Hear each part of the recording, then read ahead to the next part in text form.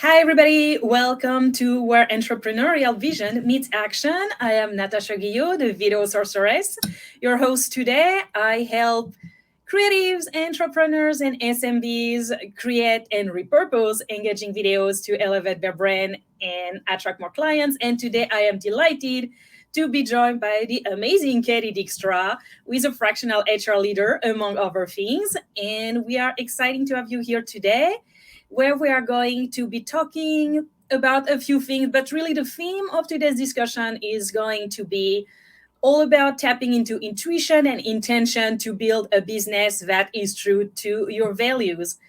So, Katie, do you want to say a couple more things about yourself before we hit in? You are good. My main focus is just HR and leadership development.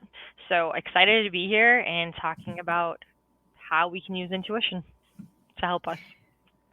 Yeah, now this is, we often talk, and I'm the first to love it, all about the vision, but really like the planning and the actual, each step we need because it's one thing to talk about, taking aligned action, but where does this alignment comes from, and I think this is really where intuition is coming into. And what did it mean for you when you decided to start your own business? How did you have the intuition that it was where you needed to take action?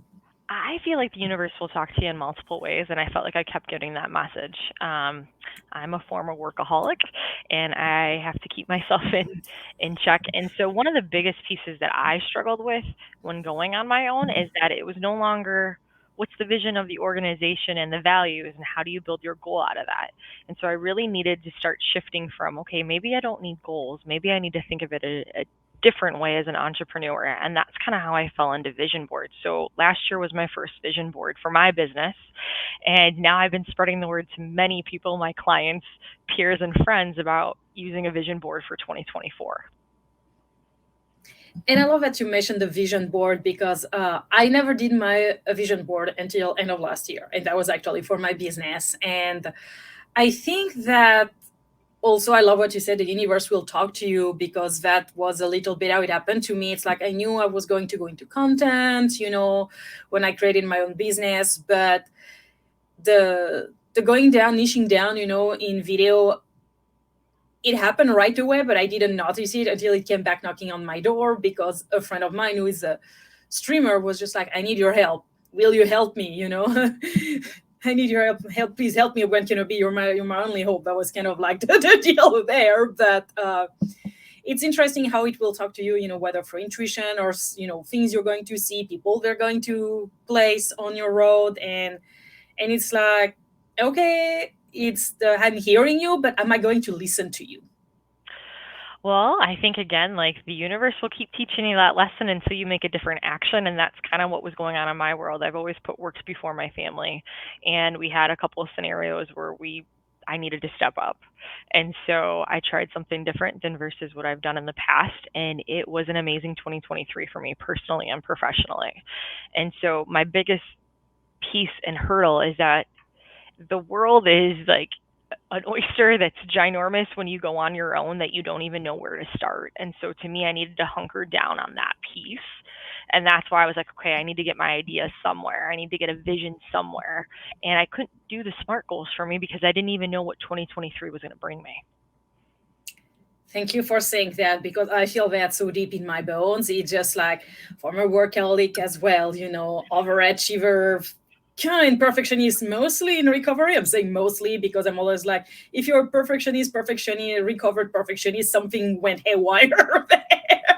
It's counterintuitive. And I think the smart goals, they have their place in certain ways, but as we go and do stuff on our own and carve our own path, it's really also like when so much up is in the air, it's one thing to have the grand vision. And I love, using, I do use tarot and also, other sorts of inspirations, including visual reminders. But it's also things are changing. You talk a lot about pivoting, and I love that, in our previous conversation. So I like, having the vision and then having intentions. But one big thing for me, I wouldn't say I win 2023 because there were still a lot of fundamentals, going into place as I was niching down. But going into 2024, one thing I know is I still have a lot that is up in the air in my life, professionally and personally.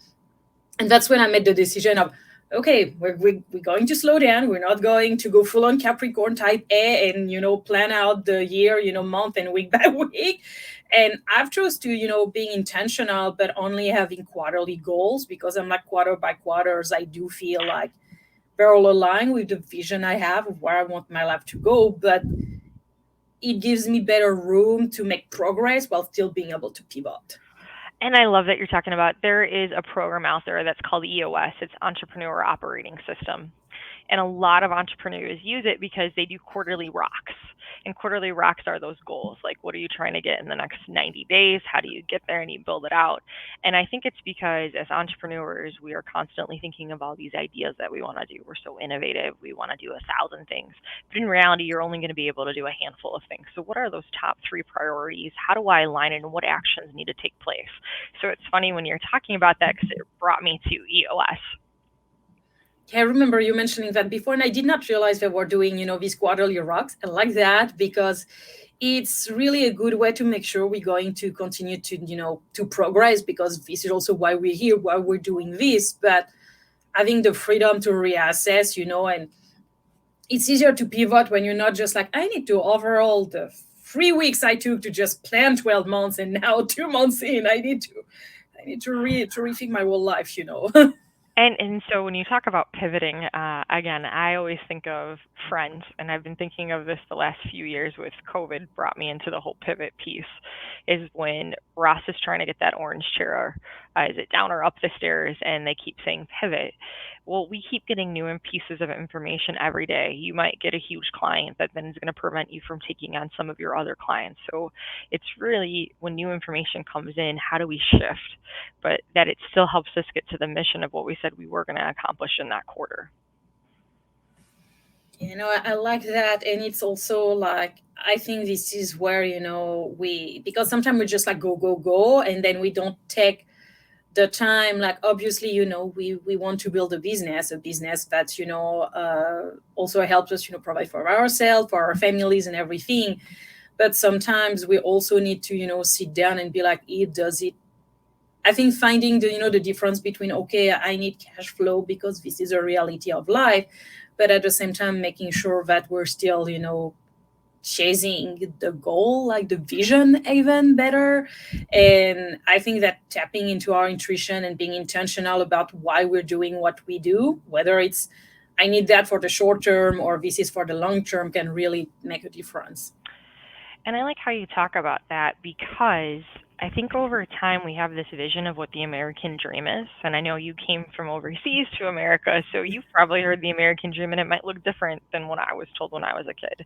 But I did everything that was in that American dream, and then I was miserable. I didn't, I got the title, I got the income, I didn't feel like I was learning or growing. But what I've realized over the last couple of years is just that it's okay that whatever the title is, as long as I'm doing the cool, innovative stuff that matches up to my values, that's the exciting piece. I think as entrepreneurs, people get upset if they have to go back into corporate America. And maybe they're going back in because it's the right thing and it works for them and they're learning something and growing. So I've been talking to some peers lately, and I feel like that's a theme. They're in the C-suite and they're not happy, and they're trying to figure out what their next move is, and they think that they have to stay at that level. And in reality, you don't have to stay. It's like a jungle gym.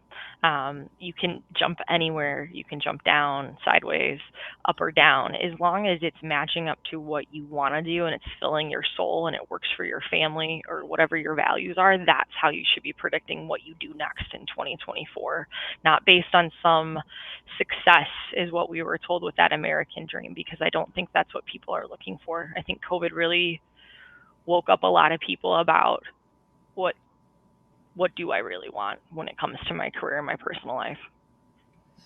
Yeah, and I really do like that you say about, how I think that, and for me, where I'm at now, it makes a lot of sense, because it really does feel like sometimes we're kind of like two schools. It's either, you stay in your corporate job while you're building the business and you don't do anything, or it's just like you go the all in, but then you will never touch corporate America again. And I mean, just taking myself as an example, right now I'm building my business, which is an end goal, but I'm also at the same time like interested in and willing to even to go back to corporate on a part-time or full-time level, to continue to give me the resources, and continue to learn while I am building, the long-term vision. And this is where I think that it's like I'm being intentional about, both my short-term needs and goals, while at the same time still being like, it's not going to prevent me from continuing to build what I'm looking to build, whether, and this is also where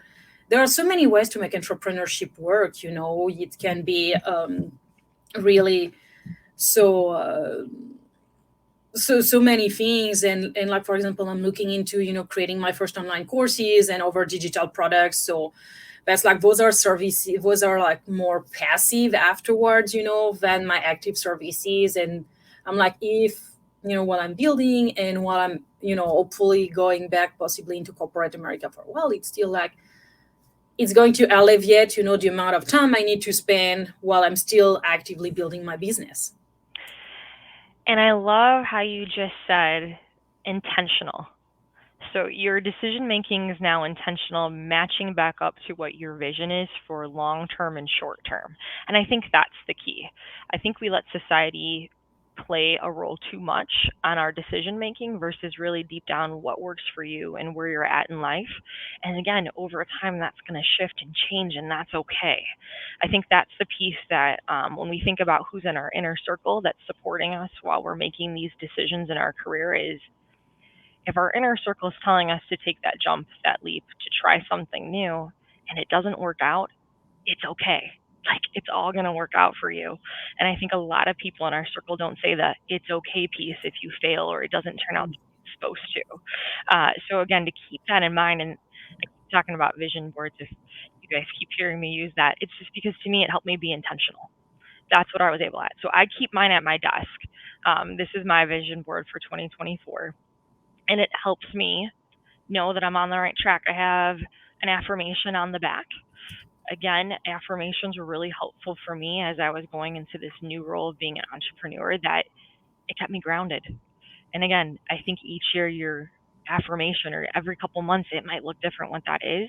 But for me, I needed to visually see it. I'm a visual person. And like you just mentioned, I have quotes too. So I have my quotes I here. love it. I absolutely love it. I pick a new one each day because it's a whole deck, and then that's just my way of saying, okay, what does that mean for me today, and how does that play?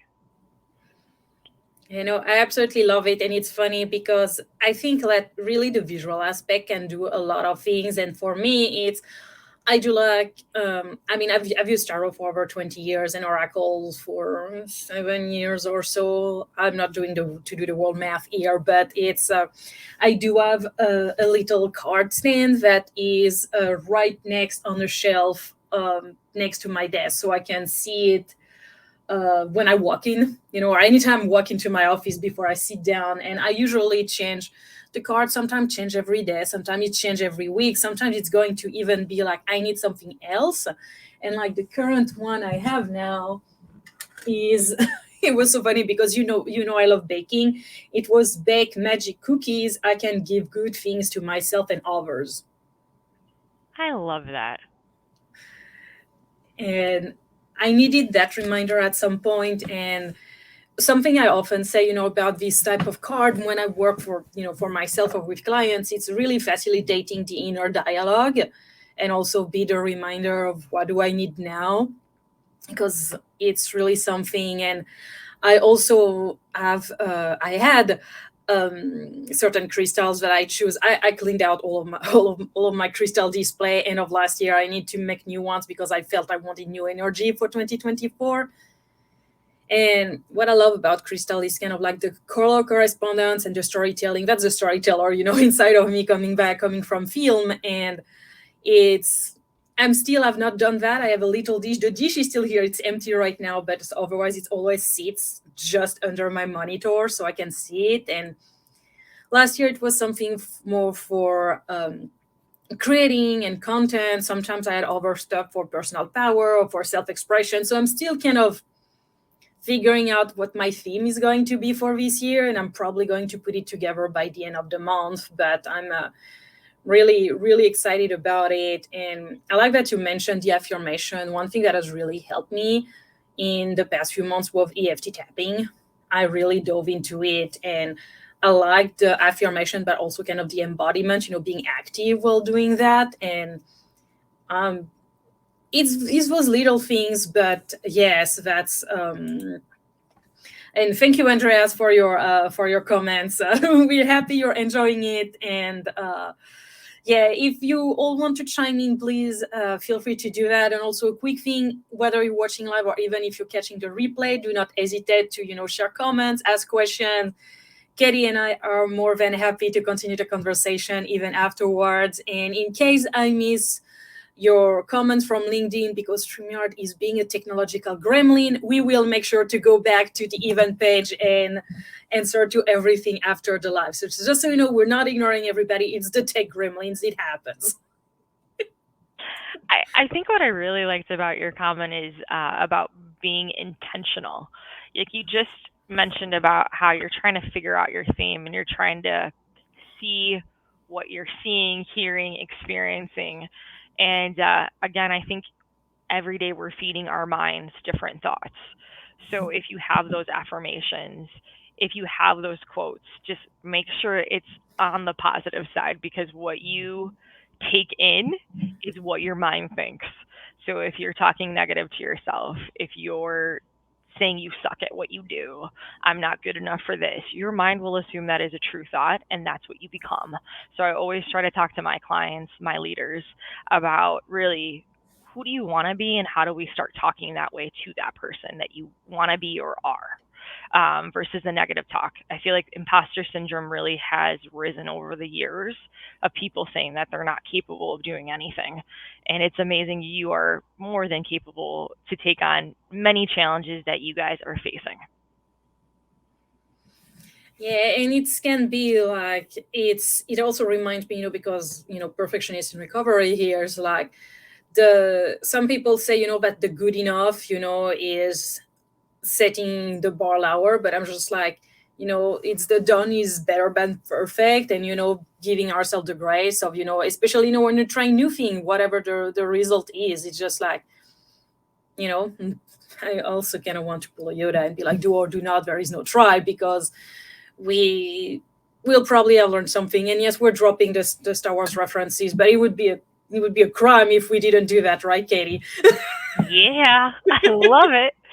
You guys could probably see behind my wall. I have a lot of Disney and Star Wars quotes behind me. I'm a big fan, and have been since a child. But I just I love when you can refer to that stuff because it's true. Like I think everybody thinks that they have to become an expert instantly when they're trying a new skill or learning something new, and it takes time. And when you fail, you're actually not failing, you're learning a lesson and applying it.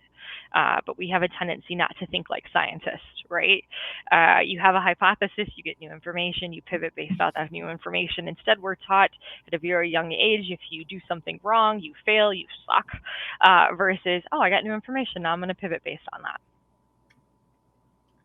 And yeah, in Slack, for example, I know that I love writing. I've always loved writing. I'm a really solid writer. But I knew that for my business, and again, I'm talking for my business, not over employment, I mean, all, but for my business, the vision was not written based, because I was just like, for what I do, what I build, I want to go back to writing books. But I was just like, as much as writing is always going to be embedded, if you do any sort of content, even, niching down into video like I do, but it's like it felt for me that it was the opportunity, like it's also, it's not because you're good at something that you need to build a whole business on it. And I think that's really important, because you may still use certain skills, but at the same time you don't have to build everything on a skill you're good at just because you're good at it. I think you're talking about transferable skills. I talk about that a lot. So I because have no you're in idea a what you're talking about. We may never have talked about transferable skills before. but I think it's something that needs to be talked about more. You and I get it, but I'm not sure if everybody else gets it. But I much rather hire someone that has a great attitude, that's eager to learn, that has transferable skills that we can layer onto, that can open the door for them to do a different role, a different business, a different aspect that we haven't thought of before because we're doing that transferable skill. Yeah, transferable skills. I mean, that was the original idea we had for a joint life together, was talking about transferable skills, because it's just, they're just, and I think for me, I think it especially resonates coming, from education in arts and humanities, when many people are just like, you're just good to teach at university, which, I mean, I love teaching, don't get me wrong, but it's also like, there's a lot we know to do it. I mean, having been to French, UK, and US university at the grad level, I mean, let me tell you that French university, they throw you to the walls with no instruction whatsoever, and you have to figure it out. It's really like, it's an exercise in resilience. I've seen the US level, and again, not every university or every, program, I would say, but I was shocked by the hand holding. I mean, I still had to do a lot of work, but I was like, you mean we have clear expectation about almost every single thing? What the heck? And it's amazing that you're talking about how it's different in Europe versus in America with teaching. And it reminds me of Adam Grant. He has a book called Think Again, and it talks about how in America, we talk to our kids until they get to college, and then we finally start letting them think for themselves versus them using those critical thinking skills and coming up with opinions. Instead, we're telling them. And it's just fascinating about how we can start flexing some skills with our kiddos. Again, I have a 9 and 11-year-old, and I always talk about leadership skills when I'm teaching a cohort, how you can use this stuff at home with your family, and you can use it in the workplace. And it's simply by flexing different ways of asking questions. So if you have your kids come home off the bus, or your husband, and you ask, how was your day? What are they going to say? Good. But if you're going to ask them, hey, okay. So, and if you ask them the question of what's something that you learned today that you didn't know yesterday, that opens dialogue for a conversation. And it's like, how do we start building authentic relationships with our family, our friends, our coworkers, that we get to learn on that different level about them, but also we're learning something that maybe we didn't know either. And again, I think opening those doors, because we were talking about transferable skills, is how it kind of all connects, is that we can continue to learn from one another and be curious. So that's one of my values, is how do I continually be curious every day to learn from others?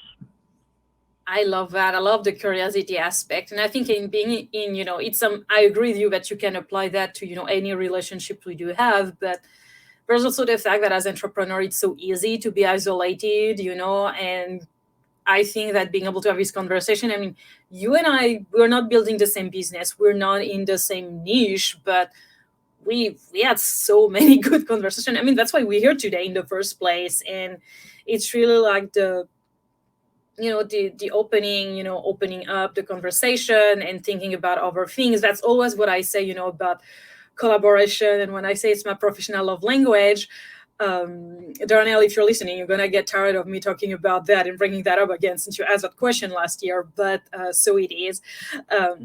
It's that the collaboration, it's not just the end product. It's not just what you present to your shared audience. You're going to learn through the collaboration from the beginning to end, which means that it's when you start even talking and you're saying like, oh, that would be so cool if we did something together. Then you prepare it and you get more ideas. Not everything, some of the stuff may drop in the editing room, so to speak, the proverbial editing room, but you still have it for yourself. Then you're going to present it to your joint audiences. And then afterwards, you're going to have, let's say, the debrief. But even so, whether you do a follow-up or not, it's still something we may revisit. You and I may revisit this conversation like in 6 months from now or something. Just be like, oh, remember that? That was so cool. And, infuse some of it into our respective businesses or personal lives. Yeah, and I think that's the piece, that there's a love-hate relationship with being an entrepreneur. I love the innovation. I love the creativity piece that I have been missing over the years. But the hate piece was the loneliness, right? I'm a one-man show. I'm doing it all myself. So how do I still build those connections where people feel like they are my coworkers, they are my peers? And you and I have talked about that, about having human connection and feeling like I'm not alone on an island. Yeah, and sometimes we're the one creating the island as well, even if but I think it's two levels. Sometimes we participate to creating it, and I take responsibility there, but I think it's also kind of like going to call out the American dream there, the wall, everybody fencing for their own, and doing all the thing and all the bootstrap rhetoric that I think is really detrimental to building community, or giving ourselves grace, because it's one thing, to have resilience and grit, but we also want to be mindful, of privilege or limitation of resources we may or may not have at a specific moment, and that we need each other, and not just, obviously we need client, but also we need to build the community we need, whether it's personal, professional, or both communities. And I think this is where we really also need to have this conversation. Yeah, and you've been a big influencer on my life over the last 6 months, again, putting myself out there. So, for those that don't know, I get uncomfortable every time I have to post on LinkedIn, and I really try to be my authentic self. And some of the struggles that I've had recently in just the last couple of weeks is, for the first time I went on a cruise.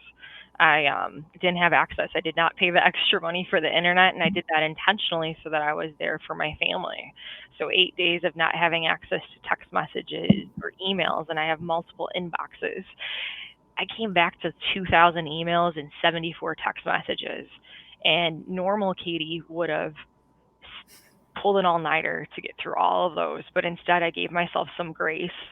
I prioritized those inboxes and what was in there and made sure that I cleaned it out all last week so that I was caught up. But normally I'm one of those people that when I see my inbox have that many emails that are not read yet, not sorted, it was hard not to have anxiety going into it. And then again, I thought of you about giving ourselves grace, changing behaviors, and really thinking about it. The world is going to continue to move on with me there or not with technology.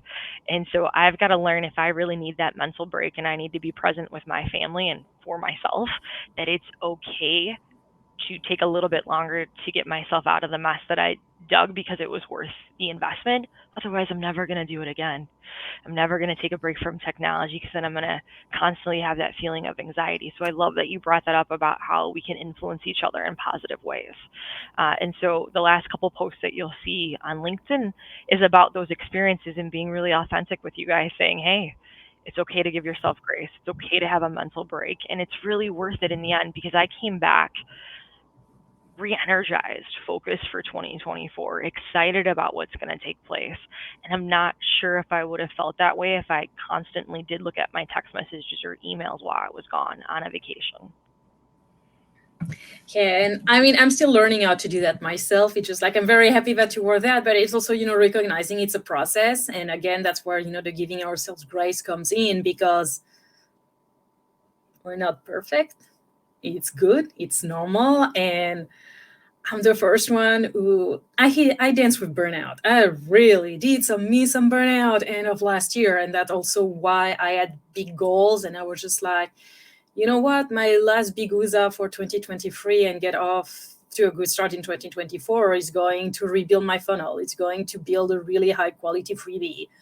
And my first online course, you know what, is going to wait. It's going to be the big Q1 thing in 2024, but I'm not going to, because then you don't have the energy, or the energy you have, I mean, it's eventually going to show up. And it's one thing, to push when you have the capacity, even if it's going to be a little tough to just let's burn ourselves to the ground.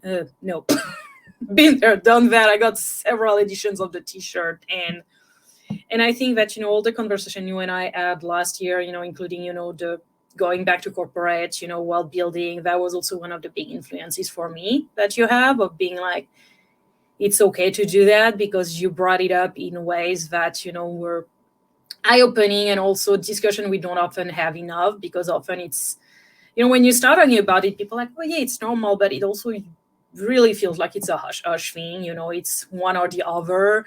And I think that it's not serving everybody. And then, it can participate to this sense of isolation of, when you're just like, I'm building my business, I'm excited about it, but I think I'm going back to corporate for a bit. And sometimes you have some people, not everybody, but you can show up, oh, it's not real entrepreneur, and I have no plan B or whatever. And I'm just like, it's okay to have a plan B, a plan C, a plan D, and maybe come up with a plan J at some point, if it serves you. Exactly. Like, again, I think we make it, it's this or it's that. And here's the deal, we can make an option that didn't even exist. I think we go from one extreme to another.